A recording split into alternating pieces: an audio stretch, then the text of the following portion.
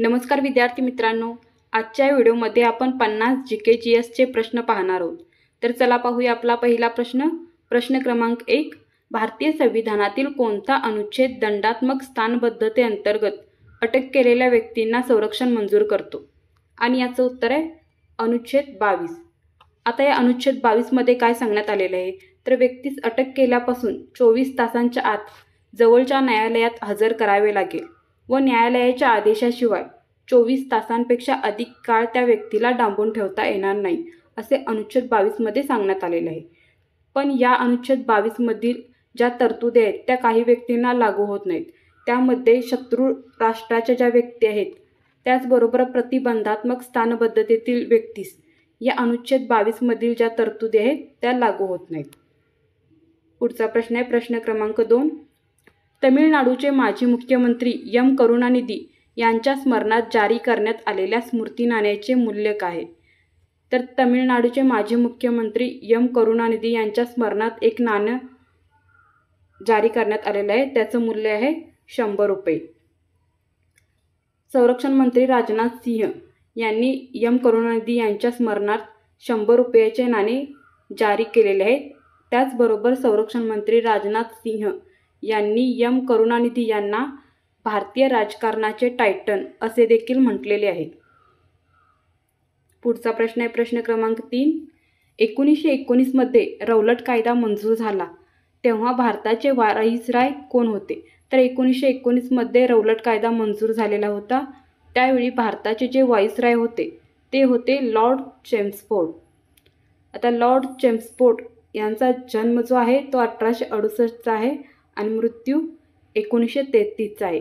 त्याचबरोबर 1916 ते 1921 या कालखंडामध्ये त्यांनी भारताचे व्हाईसराय आणि गव्हर्नर जनरल म्हणून देखील काम पाहिलेले आहे।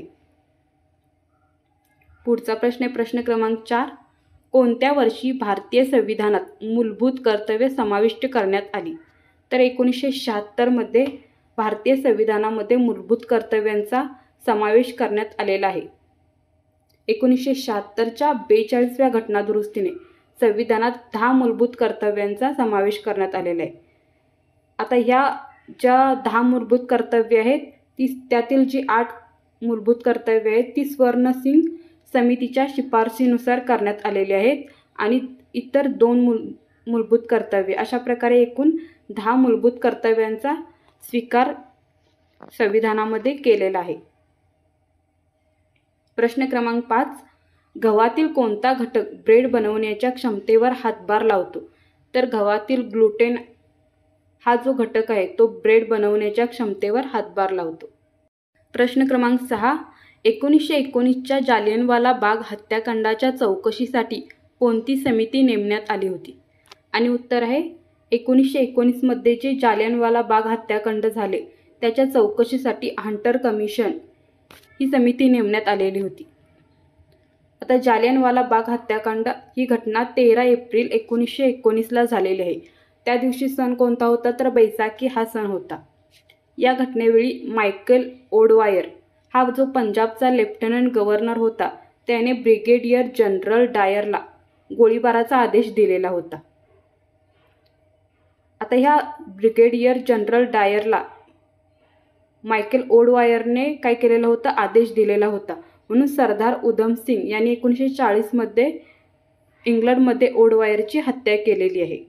तर अशा प्रकारे हे 1919च्या जालियनवाला बाग हत्याकांडावर आधारित काही महत्त्वाचे पॉईंट आहेत। प्रश्न क्रमांक 7, डॉक्टर बी.आर. आंबेडकर यांनी संविधानाच्या कोणत्या कलमात संविधानाचा आत्मा मांडला आहे? तर डॉक्टर बी.आर. आंबेडकर यांनी संविधानाचे जे 32वे कलम आहे त्याला संविधानाचा आत्मा असे मानलेले आहे। आता कलम 32 मध्ये काय आहे, तर भारतीय नागरिकांच्या मूलभूत हक्कांवर अतिक्रमण झाल्यास त्याविरुद्ध व्यक्ती कलम 32 नुसार सर्वोच्च न्यायालयाकडे दाद मागू शकते। तर अशा प्रकारचे हे कलम 32 आहे। प्रश्न क्रमांक 8, रक्ताचे एकूण किती गट पाडण्यात आले आहेत? तर रक्ताचे एकूण 4 गट पाडण्यात आलेले आहेत। प्रश्न क्रमांक 9, पेनिसिलिन या पदार्थाचा शोध कोणत्या शास्त्रज्ञाने लावला? तर पेनिसिलिन या पदार्थाचा शोध फ्लेमिंग या शास्त्रज्ञाने लावलेला आहे. प्रश्न क्रमांक 10. राज्यघटनेच्या सुरुवातीला सरनामा असलेली पहिली राज्यघटना कोणत्या देशाची आहे? आणि उत्तर आहे राज्यघटनेच्या सुरुवातीला सरनामा असलेली जी पहिली राज्यघटना आहे ती आहे अमेरिका राज्यघटना. आता या अमेरिका राज्यघटनेची अनुकरण भारतासह अनेक राष्ट्रांनी देखील केलेले आपणास पाहायला भेटते. आता सरनामा म्हणजे काय? तर राज्यघटनेची प्रस्तावना किंवा जी प्रारंभिक माहिती असते त्यालाच सरनामा असे म्हटले जाते. पुढचा प्रश्न आहे प्रश्न क्रमांक 11. देशात एकूण किती व्याघ्र प्रकल्प आहेत? तर देशात एकूण 57 व्याघ्र प्रकल्प झालेले आहेत. आणि त्यामधील जो 57वा व्याघ्र प्रकल्प आहे तो आहे रतापनी व्याघ्र प्रकल्प. देशातील 80% वाघ हे कुठे आहेत? तर हे भारतामध्ये आपल्याला आढळून येतात. त्याचबरोबर भारत सरकारने 1973 मध्ये प्रोजेक्ट टायगर सुरू केलेला आहे. प्रश्न क्रमांक 12. सन 1976च्या 42व्या घटना दुरुस्ती कायद्यान्वये आपल्या घटनेच्या सरनाम्यात प्रथमच दुरुस्ती करून कोणत्या 3 शब्दांचा नव्याने समावेश करण्यात आलेला आहे? तर 1976च्या जी 42वी घटना दुरुस्ती झाली तर त्या घटना दुरुस्तीनुसार घटनेच्या सरनाम्यामध्ये प्रथमच काही दुरुस्ती करून काही नवीन शब्दांचा समावेश करण्यात आलेला आहे. त्यामध्ये आहे समाजवादी, धर्मनिरपेक्ष आणि एकात्मता या 3 शब्दांचा नव्याने समावेश करण्यात आलेला आहे. प्रश्न क्रमांक 13. मानव धर्म सभा या संस्थेची स्थापना कोणी केली आहे? तर मानव धर्म सभा या संस्थेची स्थापना दादोबा पांडुरंग तर्खडकर यांनी केलेली आहे. प्रश्न क्रमांक 14. पुणे येथे आर्य महिला समाजाची स्थापना कोणी केली आहे?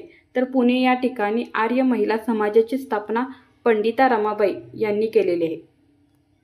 प्रश्न क्रमांक 15. केंद्रीय मंत्रिमंडळाने नॅशनल हेल्थ मिशनला किती वर्षाची मुदतवाढ देण्याचा निर्णय घेतलेला आहे? आणि उत्तर आहे केंद्रीय मंत्रिमंडळाने नॅशनल हेल्थ मिशनला 5 वर्षाची मुदतवाढ देण्याचा निर्णय घेतलेला आहे. प्रश्न क्रमांक 16. मधाचे गाव ही संकल्पना महाराष्ट्र राज्याने कोणत्या वर्षी सुरू केली होती? तर मधाचे गाव ही संकल्पना महाराष्ट्र राज्याने 2022 मध्ये सुरू केलेली होती. प्रश्न क्रमांक 17. सेबीचे नवीन अध्यक्ष म्हणून कोणाची नियुक्ती करण्यात आली आहे? तर सेबीचे नवीन अध्यक्ष म्हणून तुहिनकांत पांडे यांची नियुक्ती करण्यात आलेली आहे. प्रश्न क्रमांक 18. पहिल्या महायुद्धाच्या काळात अमेरिकेचे राष्ट्राध्यक्ष ... हे होते. तर पहिल्या महायुद्धाच्या काळात वुड्रो विल्सन हे अमेरिकेचे राष्ट्राध्यक्ष होते. प्रश्न क्रमांक 19. वैयक्तिक सत्याग्रहातील पहिले सत्याग्रही कोण होते? आणि उत्तर आहे विनोबा भावे हे वैयक्तिक सत्याग्रहातील पहिले सत्याग्रही होते. प्रश्न क्रमांक 20. राष्ट्रसंघाचे मुख्य कार्यालय ... येथे होते. तर राष्ट्रसंघाचे मुख्य कार्यालय जिनेव्हा या ठिकाणी होते. प्रश्न क्रमांक 21. 1954 साली ... यांनी पंचशील तत्त्वे मांडली. तर 1954 साली पंडित जवाहरलाल नेहरू यांनी पंचशील तत्त्वे मांडलेली आहेत. प्रश्न क्रमांक 22. अग्नी 4 हे क्षेपणास्त्र कोणत्या संस्थेने विकसित केले आहे? तर अग्नी 4 हे क्षेपणास्त्र DRDO या संस्थेने विकसित केले आहे. प्रश्न क्रमांक 23. अलीकडेच लडाख या केंद्रशासित प्रदेशासाठी किती नवीन जिल्ह्यांची घोषणा करण्यात आलेली आहे? आणि उत्तर आहे लडाख या केंद्रशासित प्रदेशासाठी 5 नवीन जिल्ह्यांची घोषणा करण्यात आलेली आहे. प्रश्न क्रमांक 24. किन्व हा कोणत्या प्रकारचा सूक्ष्मजीव आहे? तर किन्व हा कवक या प्रकारचा सूक्ष्मजीव आहे. प्रश्न क्रमांक 25. बोलसेना सरोवर कोणत्या देशात आहे? उत्तर आहे इटली या देशामध्ये बोलसेना सरोवर आहे. प्रश्न क्रमांक 26. भारताची पहिली अणुभट्टी अप्सरा केव्हा सुरू करण्यात आली? तर भारताची जी पहिली अणुभट्टी अप्सरा आहे ती 1956 मध्ये सुरू करण्यात आलेली आहे. प्रश्न क्रमांक 27. कोणत्या घटक द्रव्यामुळे दुधाचा रंग पांढरा येतो?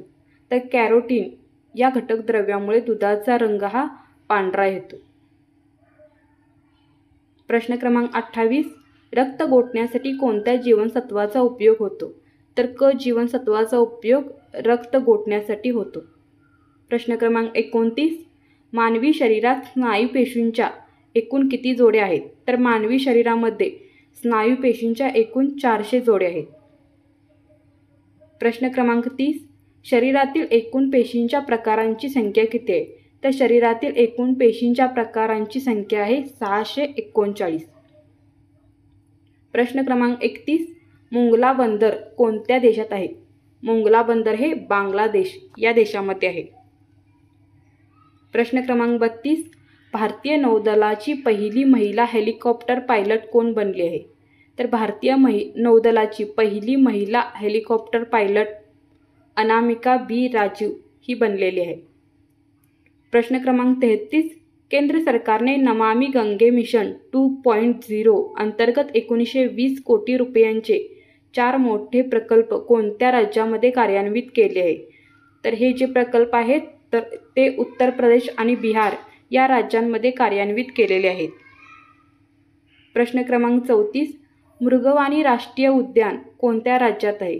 तर मृगवाणी राष्ट्रीय उद्यान तेलंगणा या राज्यामध्ये आहे. प्रश्न क्रमांक 35. डॉटच्या अभावामुळे रक्तातील हिमोग्लोबिन कमी होऊन व्यक्तीस रक्ताक्षय हा रोग होतो. तर लोह याच्या अभावामुळे रक्तातील हिमोग्लोबिन कमी होऊन व्यक्तीस रक्ताक्षय हा रोग होतो. प्रश्न क्रमांक 36. कोणतीही वस्तू हलवण्यासाठी लागणारे बल हे वस्तूच्या वर अवलंबून असते.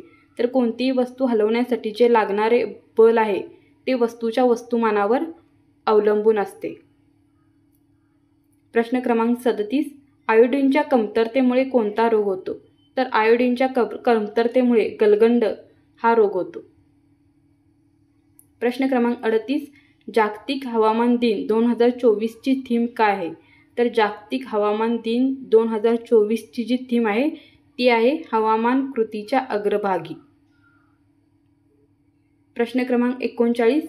गांधी आयर्विन करार भारतातील कोणत्या चळवळीशी संबंधित आहे? तर गांधी आयर्विन जो करार आहे तो भारतातील सविनय कायदेभंग या चळवळीशी संबंधित आहे. अच्छा, याविषयी आपण थोडक्यात माहिती घेऊया. 29 मार्च 1931च्या कराची अधिवेशनात गांधी आयर्विन करारास मान्यता देण्यात आलेली आहे. या करारानुसार गांधीजींनी दुसऱ्या गोलमेज परिषदेस हजर राहण्याचे मान्य केलेले होते. प्रश्न क्रमांक 40. मुंबईमध्ये शारदा सदनची स्थापना कोणी केली? तर पंडिता रमाबाई यांनी मुंबई येथे शारदा सदनची स्थापना केलेली होती. प्रश्न क्रमांक 41. महाराष्ट्र राज्य पंचायत राज समितीच्या अध्यक्षपदी कोणाची निवड झाली आहे? तर महाराष्ट्र राज्य पंचायत राज समितीच्या अध्यक्षपदी संतोष दानवे यांची निवड झालेली आहे. प्रश्न क्रमांक 42. कोणत्या राज्याला भारतातील पहिले कार्बन मुक्त राज्य होण्याचा मान मिळाला आहे? तर हिमाचल प्रदेश या राज्याला भारतातील पहिले कार्बन मुक्त राज्य होण्याचा मान मिळालेला आहे. प्रश्न क्रमांक 43.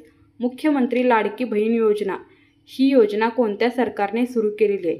तर ही योजना महाराष्ट्र सरकारने सुरू केलेली आहे. प्रश्न क्रमांक 44. भारताचा नेपोलियन म्हणून कोणास ओळखले जाते? तर समुद्रगुप्त यास भारताचा नेपोलियन म्हणून ओळखले जाते. प्रश्न क्रमांक 45. राज्यपालाची नियुक्ती कोण करतात?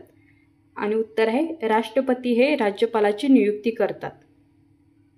प्रश्न क्रमांक 46. ताडोबा अभयारण्य कोणत्या जिल्ह्यात आहे? आणि उत्तर आहे चंद्रपूर जिल्ह्यामध्ये ताडोबा अभयारण्य आहे.